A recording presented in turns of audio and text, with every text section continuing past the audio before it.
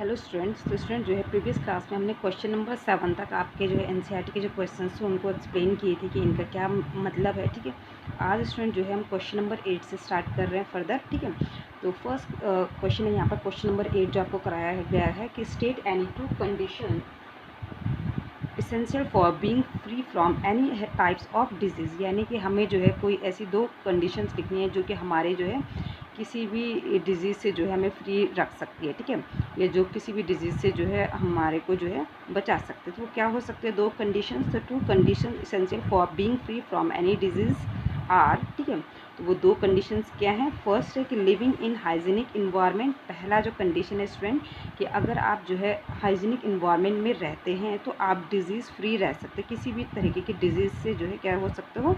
Free रह सकते हो। ठीक है, और सेकंड क्या है स्टूडेंट कि getting vaccination against common infectious disease. ठीक है, कि जो इन्फेक्शियस डिजीज़ होते हैं, इन्फेक्शियस डिजीज़ का मतलब क्या बताया था स्टूडेंट हमने कि that kind of disease which spread from unhealthy person to healthy person are called, ठीक है, इन्फेक्शियस डिजीज़। ठीक है, तो इन्फेक्शियस डिजीज़ में हम क्या करेंगे कि जो उनके जो अगेंस्ट जो वैक्सीनेशन होती है उनको लेना चाहिए। तो आपने देखा होगा स्टूडेंट जो है कि जैसे जो आपकी जो है क्या होती हैं जो इन्फेक्शियस डिजीज़ होती हैं उसके अगेंस्ट जो है मार्केट में जो है ये जो डॉक्टर्स होते हैं वो हमें क्या प्रोवाइड कराते हैं?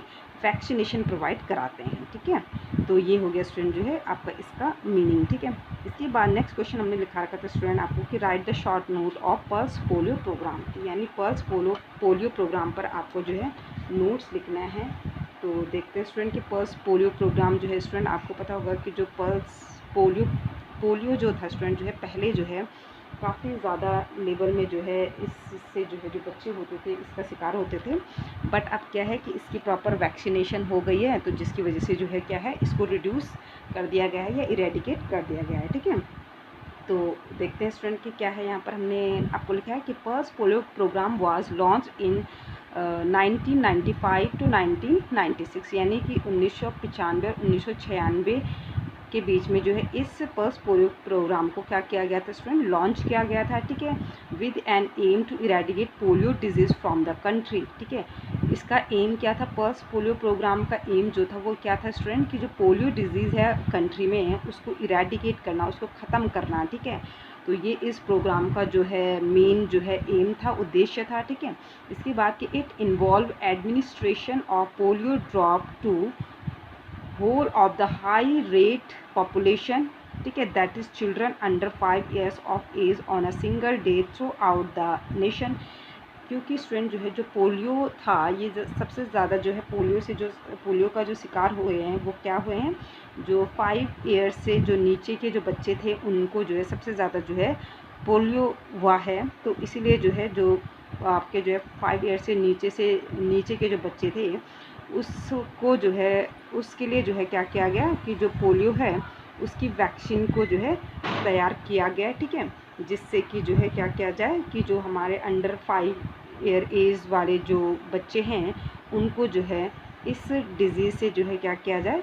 फ्री किया जाए। ठीक है, उसके बाद है स्टूडेंट कि in this program polio vaccine is given to children twice apart 4 to 6 weeks। इस प्रोग्राम के ज़रिए क्या होता है स्टूडेंट कि जो बच्चा होता है उसको जो है पोलियो वैक्सीन दी जाती है। ठीक है, क्या दी जाती है? पोलियो वैक्सीन दी जाती है 4 to 6 weeks, after 4 to 6 weeks के उसमें, ठीक है, गैप में। ठीक है, तो ये है स्टूडेंट जो है इसका मीनिंग। ठीक है, उसके बाद नेक्स्ट क्वेश्चन लिखा रखा है स्टूडेंट हमने ये क्वेश्चन जो है कई बार पल्स पोलियो प्रोग्राम पर जो क्वेश्चन है कई बार स्टूडेंट जो है एग्जाम में पूछा गया। नेक्स्ट है कि what precautions can you take in your school to reduce the incidence of infectious diseases, यानी कि इन्फेक्शियस डिजीज़ को रिड्यूस करने के लिए आप अपने स्कूल में क्या कर सकते हो, किस तरीके के प्रिकॉशंस रख सकते हो। ठीक है, ये क्वेश्चन भी एग्जाम में कई बार पूछा गया है 9th क्लास में। तो क्या है कि following precautions can be taken in the school to reduce the incidence of infectious diseases. तो वो क्या क्या प्रिकॉशंस हैं? फर्स्ट है प्रोवाइडिंग क्लीन ड्रिंकिंग वाटर, कि जो स्कूल है वहाँ पर जो है क्या होना चाहिए?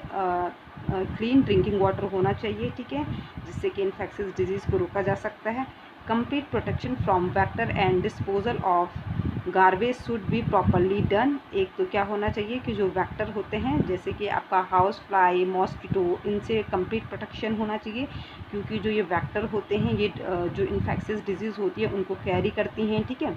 और इसके अलावा जो है जो डिस्पोज़ल है, जो गार्बेज है उसके लिए प्रॉपर जो है उसको डिस्पोज़ल की जो है व्यवस्था होनी चाहिए, ठीक है, ताकि कि जो है आपका जो सराउंडिंग है वो क्या रहे, क्लीन रहे, ठीक है।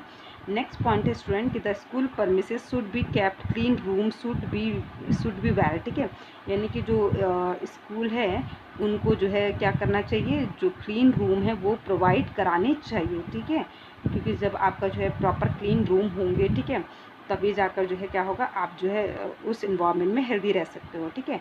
तो ये हो गया, ठीक है। प्रॉपर वेंटिलेशन होना चाहिए क्लीन रूम में भी, आपको क्या होना चाहिए, रूम क्लीन तो होने चाहिए, ठीक है, साथ के साथ जो है प्रॉपर वेंटिलेशन भी होना चाहिए रूम में, ठीक है। नेक्स्ट है कि we should arrange vaccination from for children. हमें जो है क्या करना चाहिए कि जो बच्चे हैं उनके लिए जो है वैक्सीनेशन का अरेंजमेंट करना चाहिए या वैक्सीनेशन अरेंज करनी चाहिए, ठीक है, ज़रूर करनी चाहिए। तो आपको पता है स्टूडेंट कि जितने भी जो है आज की डेट पे हर कोई पेरेंट्स से अवेयर है वैक्सीनेशन से, तो हर कोई जो है अपने एटलीस्ट 5 ईयर्स तक तो जो है प्रॉपर वैक्सीनेशन जो है अपने बच्चों को अरेंज कराता ही कराता है, ठीक है। इसके बाद है insecticide should be use time to time to kill the pest, ठीक है। इंसेक्टिसाइड्स का मतलब होता है स्टूडेंट कि जो इंसेक्ट को ख़त्म करने के लिए जो केमिकल का स्प्रे किया जाता है तो उसको इंसेक्टिसाइड कहा जाता है। तो क्या होता है कि टाइम टू टाइम जो है हमें जो है जो ये इंसेक्ट हैं, ये जो पेस्ट हैं उनको जो है ख़त्म करने के लिए जो है इंसेक्टिसाइड या पेस्टिसाइड्स का यूज़ करना चाहिए, ठीक है। उसके बाद है स्टूडेंट नेक्स्ट पॉइंट और लास्ट पॉइंट कि no stagnant water should be allowed to collect anywhere. यानी कि हमें अपने स्कूल के आसपास में कहीं पर भी जो है क्या नहीं होना चाहिए, या फिर अपने स्कूल के अंदर कहीं पे भी जो है स्टेगनेंट वाटर मतलब रुका हुआ पानी नहीं कलेक्ट होने देना चाहिए। क्यों? क्योंकि हमें पता है कि जो रुका हुआ पानी होता है वो क्या होता है हमारा जो है जैसे मलेरिया वगैरह या जो है डेंगू वगैरह के लिए जो है क्या होता है ये बहुत ही ज़्यादा ख़तरनाक काम कर देता है उस टाइम पर। तो इसलिए जो है अपने स्कूल में जो है स्टेगनेंट वाटर नहीं होना चाहिए, कहीं पे भी जो है मतलब आपका जो है वाटर कलेक्ट नहीं होना चाहिए, ठीक है। तो ये हो गया स्टूडेंट जो है आपका जो है क्वेश्चन नंबर 10 का मीनिंग, ओके। इसके बाद स्टूडेंट आपका जो है नेक्स्ट आएगा आपका जो है क्वेश्चन नंबर 11, ठीक है, सॉरी 10 के बाद 11, व्हाट इज़ इम्यूनाइजेशन। तो if one person has chicken pox once there was no chance of suffering from it against. क्या कह रहा है इम्यूनाइजेशन में, क्या कह रहा है ये कि अगर किसी पर्सन को एक बार चिकन पॉक्स हो जाता है तो उसके बाद कोई ऐसा चांस नहीं होगा कि उसको वो दोबारा हो, ठीक है। तो आपने देखा होगा कि जिसको चिकन पॉक्स एक बार हो जाता है वो जिसको दोबारा चिकन पॉक्स नहीं होता। तो क्यों नहीं होता? This happen because when the immune system first see an infectious microbe, ठीक है, it response against it and एक मिनट स्टूडेंट है against and then remember it specifically, ठीक है।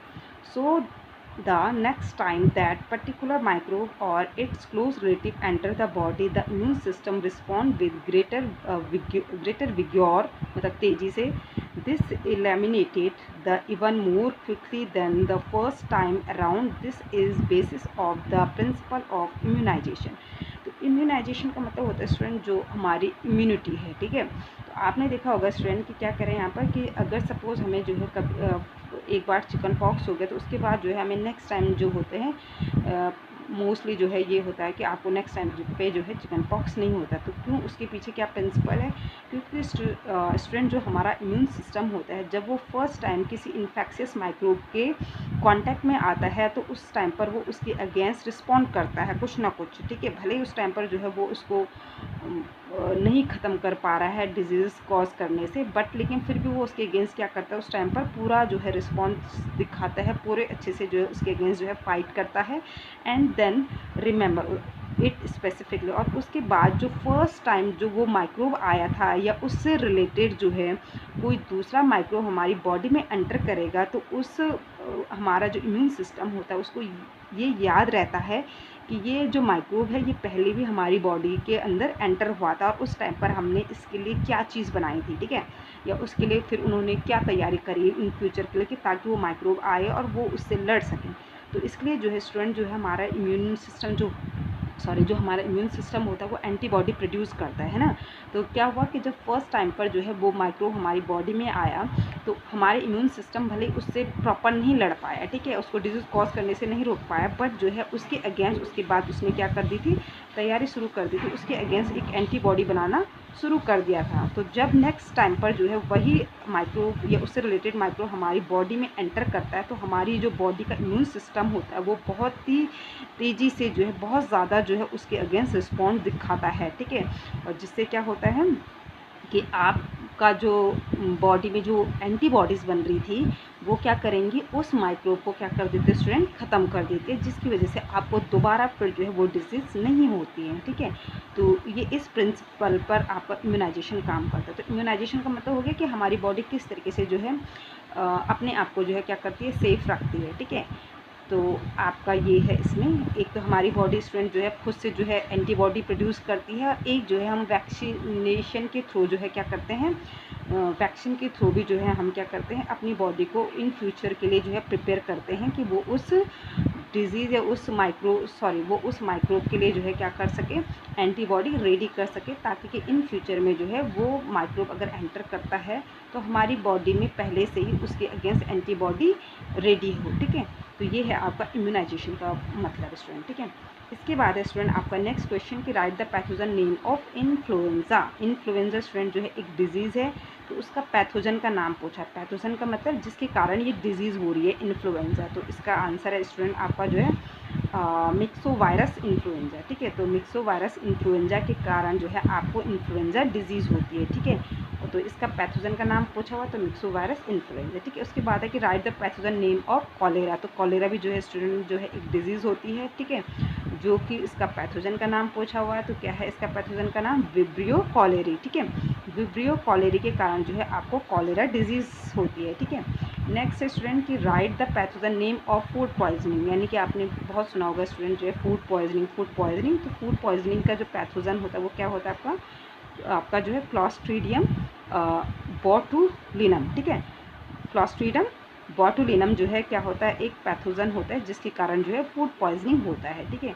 उसके बाद है कि write the pathogen name of diarrhoea. Diarrhoea भी आपने सुना होगा काफ़ी, ठीक है। तो डायरिया जो होता है स्टूडेंट जो है ये काफ़ी सारे जो है इसके लिए माइक्रोब रिस्पॉन्सिबल है। एक तो आपका ई कोलाई होता है, ठीक है। ई कोलाई का जो फुल फॉर्म होता है स्टूडेंट वो होता है ईस्चीरियाई कोलाई, ठीक है। तो आपको वो याद रखने की ज़रूरत नहीं है, आप सिंपल ई कोलाई भी लिखोगे तो भी आपका आंसर सही होगा, ठीक है।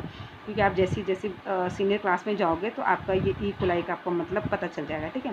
तो क्या है, आपको सिर्फ पैथोजन का नाम पूछा हुआ डायरिया का, तो आप क्या लिखोगे, ई कोलाई और क्लॉस्ट्रीडियम आपका जो है बोटुलिनम, ठीक है। तो इनके कारण जो है स्टूडेंट जो है क्या होती है, डायरिया डिजीज़ होती है, ठीक है। तो स्टूडेंट जो है ये है हमारा चैप्टर नंबर 4, जिसकी कि आपका जो है मैंने वीडियो में जो है आपको जो है इन क्वेश्चंस की जो है मीनिंग एक्सप्लेन कर दी है। तो आप स्टूडेंट जो है इन क्वेश्चंस को जो है क्या करिए, लर्न करिए, ठीक है। इनको समझिए, इनको लर्न करिए, ठीक है, ताकि कि जो है आप इनको एग्ज़ाम के लिए रेडी कर सकें। Okay, thank you students.